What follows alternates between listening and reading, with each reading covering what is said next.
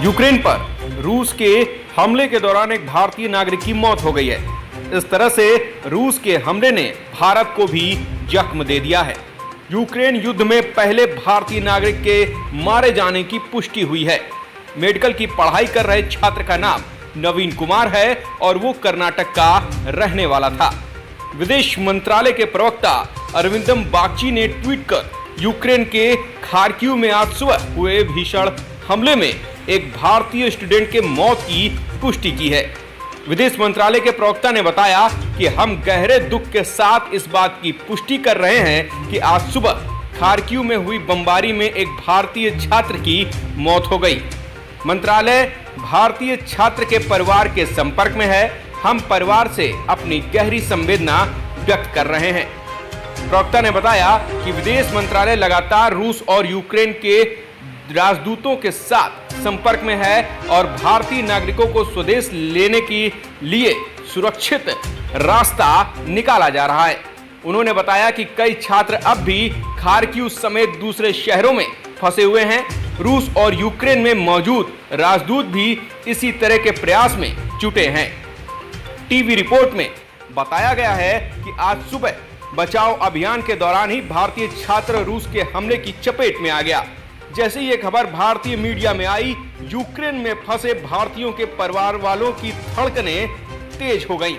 लोग अपने बेटे बेटियों को सुरक्षित वापसी की प्रार्थना कर रहे हैं। एक रिपोर्ट में बताया गया है कि खार्किव स्थित गवर्नर हाउस पर सुबह 7 बजे करीब एक छात्र खाने के लिए लाइन में लगे हुए थे। उसी दौरान हमला हुआ और नवीन की मौत हो गई। खार्किव में सुबह जिस गवर्नर हाउस को रूस की सेना ने उड़ाया, उसी के पास नवीन खड़े थे। नवीन खार्किव मेडिकल यूनिवर्सिटी में मेडिकल के 4th ईयर के छात्र थे। एक फोन उनके पास था जिसके जरिए उनकी पहचान हुई।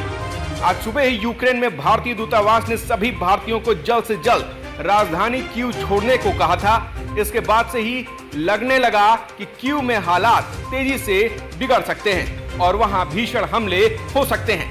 रूस की तरफ से की गई एयर स्ट्राइक के वीडियो भी सामने आए हैं। भारतीयों में भी टेंशन बढ़ती जा रही है और दोपहर बाद रूसी हमले में भारतीय छात्र के मारे जाने की दुखद खबर सामने आई है। मंगलवार को ही भारतीय दूतावासों ने एडवाइजरी जारी कर कहा कि छात्रों सहित सभी भारतीय ट्रेन या किसी भी दूसरे साधन से आज तत्काल कीव छोड़ दें। दरअसल यूक्रेन पर रूस के हमले के बाद से वहां हवाई क्षेत्र बंद है। ऐसे में भारत सरकार वहां फंसे अपने नागरिकों को रोमानिया, हंगरी, पोलैंड और स्लोवाकिया में लगी यूक्रेन की सीमा चौकियों के जरिए बाहर निकाल रही है।